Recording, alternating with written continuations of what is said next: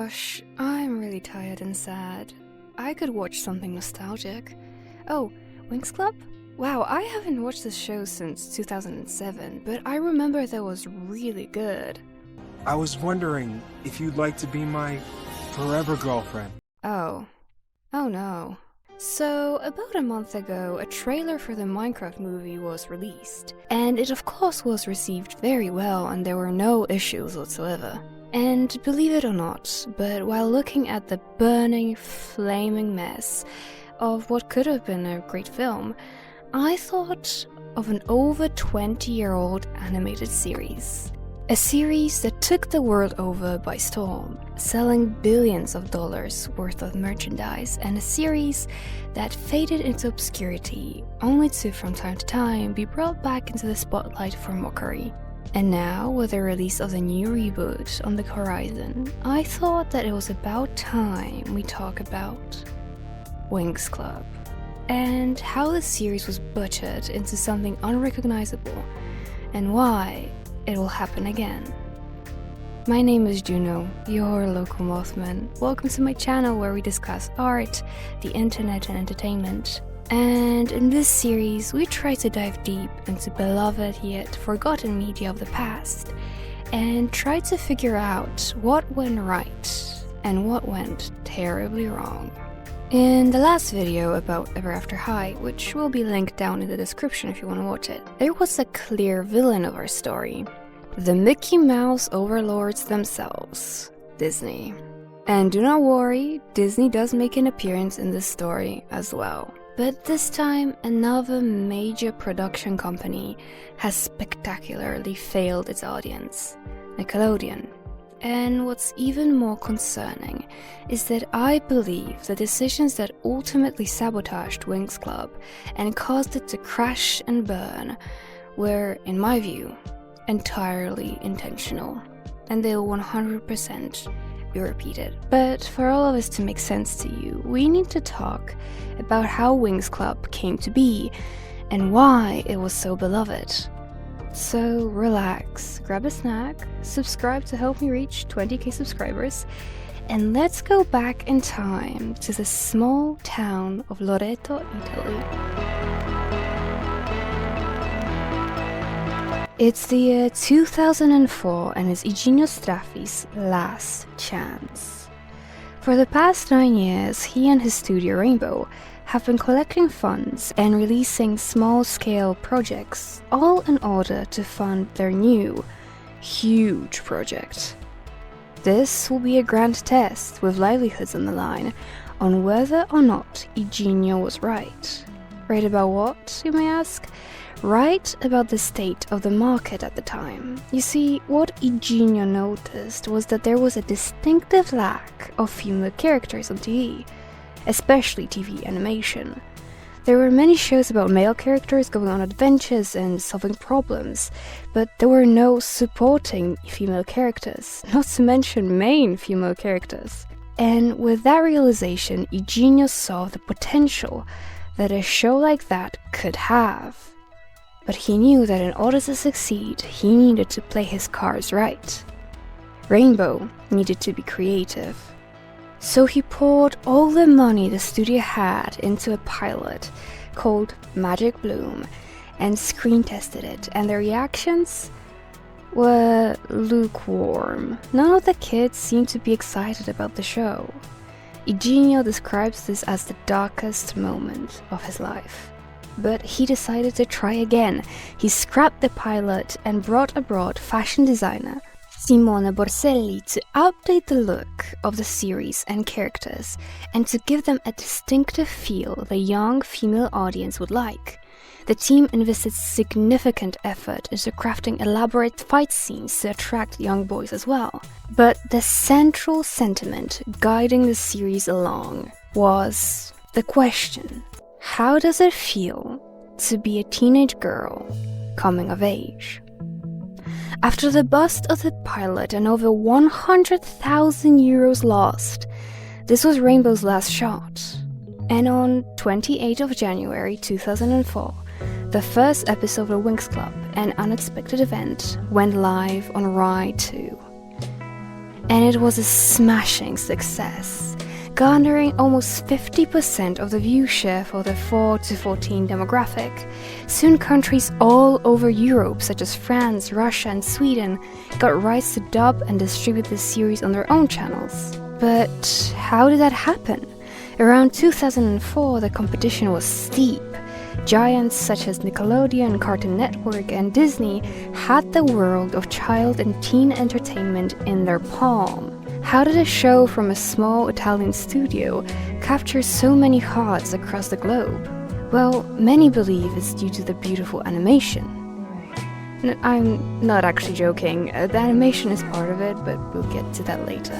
Right now, let's talk about what made so many people, young and old, turn on the TVs to watch a bunch of high school fairies fight. And it all starts with her.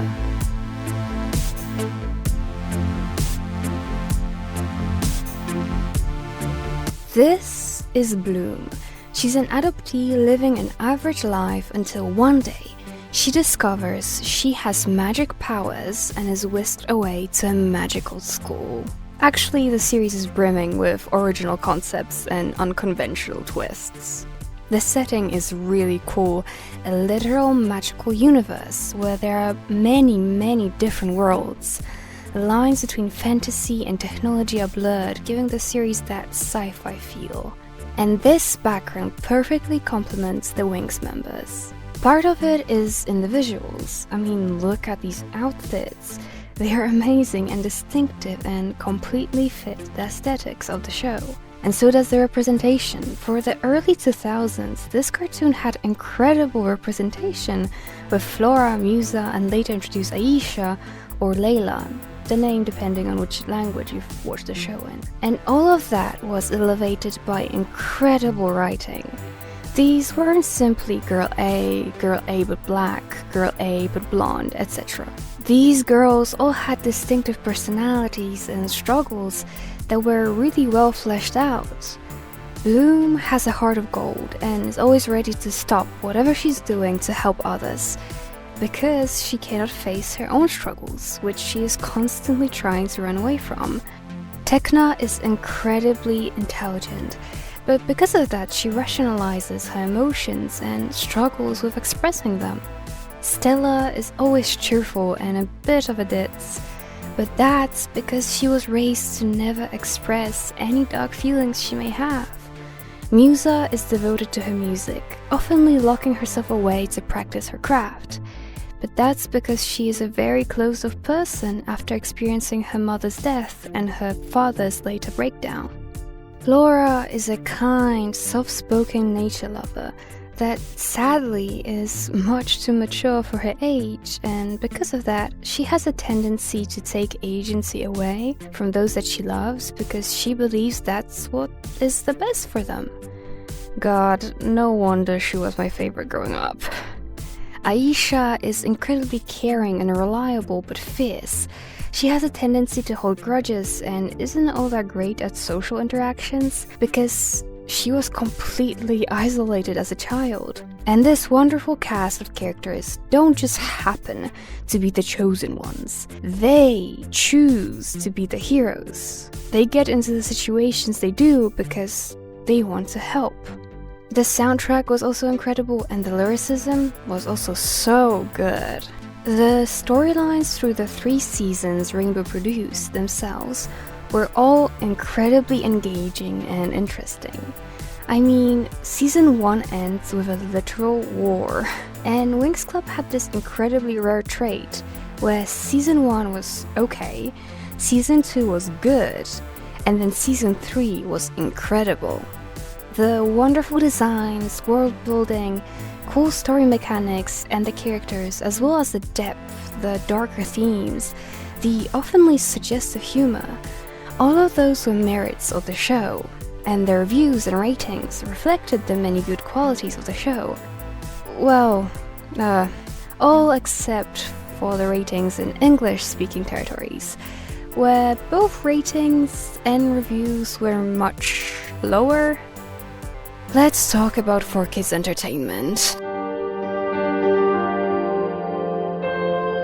4Kids was the licensing company that got the right to distribute the series into English-speaking markets. And ooh boy, was that a terrible choice that Eugenio regrets to this day. You see, what 4Kids was infamous for was their tendency to absolutely butcher anything they got their hands on. They're known for such bangers as, Huh? Have a donut. That always cheers me up. Pika pika! These donuts are great! Jelly-filled are my favorite! Nothing beats a jelly-filled donut! their team would censor dialogue, change entire plot lines, names, and get rid of scenes altogether, all for kids. And some of the censoring 4Kids did was necessary, like fixing the racist undertones of the Miss Magic's episode.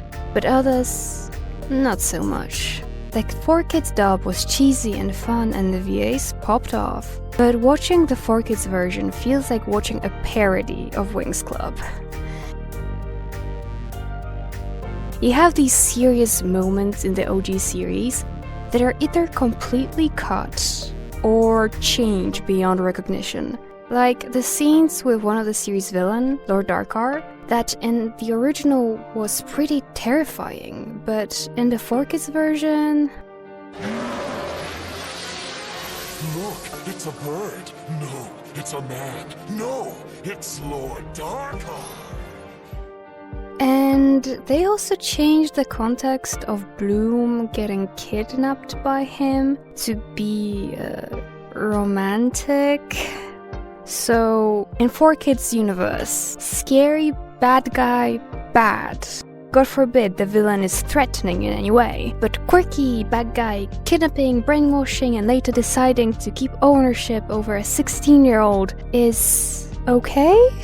That's an interesting choice. Especially since this isn't an exploration of an abusive relationship or commentary on grooming. No, it's just a weird creative choice that is, I think, only meant as a counterpoint to Bloom's romance with Sky. But 4Kids wasn't the only issue that Rainbow was having to deal with at the time. The other one was, you guessed it, Disney. I promise we'll talk about them, and now I'm here to deliver. Disney did what Disney knows best. They sued Rainbow for copyright infringement. You see, Disney at the time acquired the right to Witch, a comic book series that also originated in Italy and that had concepts similar to Winx. The only issue being that Winx began production over a year before Witch was published. The judge dismissed the case after a couple years in court, but that entire situation made Eugenio completely uninterested in ever working with Disney, since he felt as though it was unfair for such a huge corpo to go after a small studio on baseless claims in an attempt to, allegedly, it was revealed to me in a dream, stop them from creating competition. All of this turbulence put Winx Club in a difficult position. The English-speaking market is one of the biggest ones out there, and the poor reception of the 4Kids dub and the costly lawsuit was weighing heavily on Winx's potential. They had a chance to do something incredible, but seemingly that chance passed. The series, of course, was popular in Europe, but a chance at globalizing the series was over. And then, a savior in the dark appeared, reaching out a helpful hand. And that savior was no other than Nickelodeon. To Eugenio, this was the best thing that could ever happen to Winx. After all, to him Nickelodeon was the most prestigious network in the world. But Nickelodeon and Rainbow were in a tricky situation. 4Kids changed the tone of the show. It was no longer this complex cartoon with mature themes. And so naturally, Nickelodeon used the specials they ordered from Rainbow to retell the stories of the first 3 seasons to match the tone of the original Italian production, so that they could establish a wide, mixed-gender audience of 4 to 14-year-olds and make a series that anyone could enjoy. Well, if they did that, I wouldn't be here making this video. The show was stripped of most of its depth. Nickelodeon poured a lot of money into Winx. Over 100 million went just towards the marketing, and it had to pay off. And at first, it did. The ratings were crazy. All of the specials and the 4th seasons were incredibly successful, even if they were clearly meant for a younger audience. Season 4 was the first season Rainbow and Nickelodeon co-produced, and it was okay. It still felt like Winx, even if the animation went from hand-drawn animation to Flash, and the humor changed, and the Winx had multiple power-ups during the season instead of just one. It still had that Winx charm, and fans were hopeful. And everyone was so ready and hyped for the release of Season 5, so naturally Nickelodeon moved the series to air at a time where most of the older viewers were at school and then released this.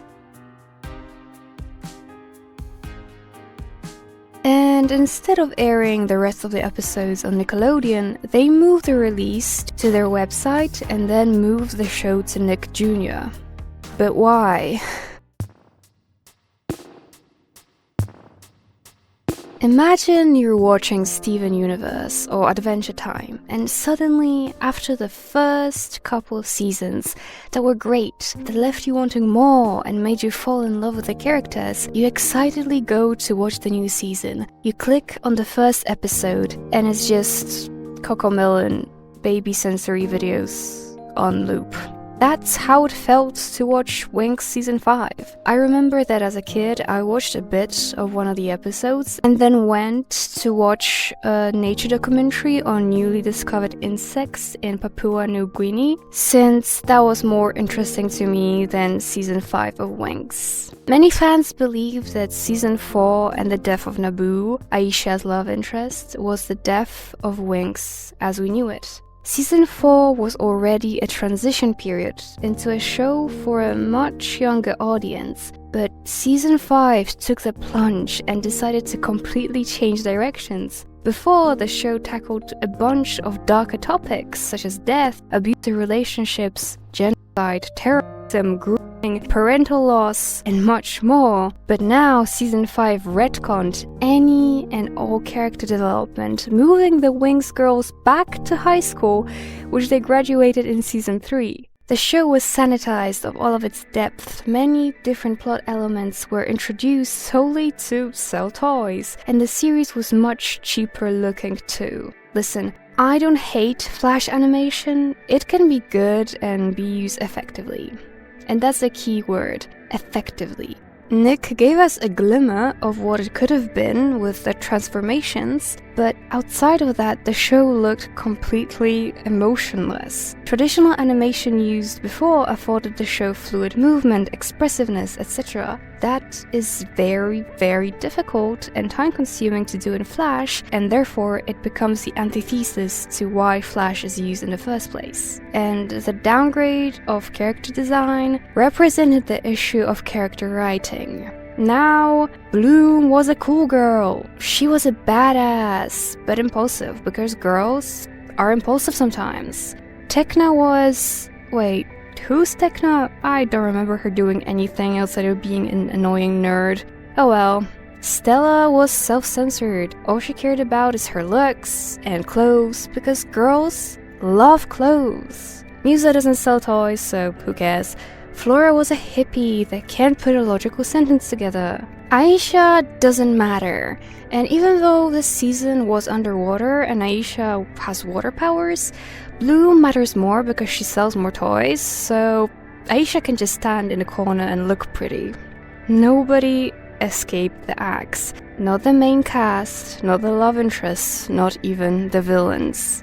Villains in stories are a great way to challenge characters, to move plot lines and character development into interesting areas. Unthreatening villains mean there is no challenge for the characters to pick up, no need for growth, and no stakes. And the laziness only continued, with Season 6 being borderline unwatchable and season 7 that Nickelodeon didn't officially co-produce, but their influence was still incredibly clear, and season 8 being incredibly boring. Winx made a transition from a kids show that was aimed at kids and teenagers and was enjoyable for the adult audience as well, to a kids show made for kindergartners with about 4 to 5 different plotlines and episodes focused solely on selling merchandise. That's why this is an issue. I am not a disgruntled 20-something mad that a kids show is, well, for kids. I am mad at purposefully dropping quality in the name of profit and pretending that the decision was made to protect the kids and not because it's easier to sell toys to kindergarteners. And the issue goes beyond Nickelodeon. It goes beyond Winx Club. And a story like this will happen again. When the Minecraft trailer came out, I raised an eyebrow. Then I laughed, and then all that was left was this feeling of fatigue. And of course, there were a myriad of different responses to the trailer, but one type of response that particularly caught my attention was, "This movie is for kids. Who cares if it is bad?" It caught my attention because I think it demonstrates a sentiment that has been growing for the past 2 decades, and that is this idea that the media kids consume doesn't matter. I disagree. I think it does matter, and that we all should care, because kids deserve better. They deserve to watch films and shows that are engaging and intelligent, that will make them think and learn and feel. I'm sorry, but I hate this era where parents can just put on an overstimulating mess to keep their kids entertained. This new era of children's media that is born from trying to compete with kids' attention with internet content farms is terrifying to me. The broadcasting companies want parents to give kids an iPad with an overstimulating merchandise ad-filled cartoon than for them to turn on YouTube and watch Elsa in the Hospital. Olaf stole the children 32 Frozen DIYs for LOL. And of course, if I had to choose between the two, I would have my kid watch a Winx season 7 episode where they walk around a fun magical forest and help animals. Then Spider-Man drives Flash McQueen and meets Disney Princess Elsa from Frozen. But even more so, I would prefer for my kid to watch a show that would impact them. A show that at times would make them sad or scared or excited and interested. I think back to all of the different feelings. I to this day remember my favorite media awakening in me when I was a kid. My fear of the Grok from Moomin Valley, my anxiety over the mom from Ponyo driving through a freaking tsunami, or how I loved Flora from Winx. And now, as an adult, I know why. I related to her struggles and her passions. But the new version of Flora, the Flora that isn't a fleshed out character but a floozy trope, I don't feel anything towards her. Does every single piece of media for kids need to have a moral and tackle difficult topics? No, it doesn't, and that's not the point I'm making. But when something does attempt to have a good moral, and then that moral is dumbed down, or worse, it is taken away, I can't help but feel upset. Censorship is a controversial topic. I am aware of that. I touched on it in my last video about the trauma core aesthetic. And here, the situation is even more tricky, because we're talking about the safety of children. But what exactly is so dangerous to kids that it needs to be removed? There are many things most people would agree on, like excessive violence or sexual themes. But nowadays it seems like anything that isn't entirely pleasant, nice, average and sweet needs to be removed because it isn't appropriate for kids. But I disagree. I think that many of these choices to censor aren't made because the production companies care about children. I mean, if they did, they wouldn't be showing so many ads to them. I believe these decisions are made for 2 reasons: convenience and fear of backlash. Because please tell me, what does taking away representation have to do with making the series child-friendly? This is an example from Winx. This is Aisha in season 2, and this is Aisha now. This is not the same woman. And before you comment that this is just a change in art style, that's why the 3 characters with different races no longer look like themselves. As a digital artist, I know that there are ways to shift skin color to fit a new color palette without making them seem lighter.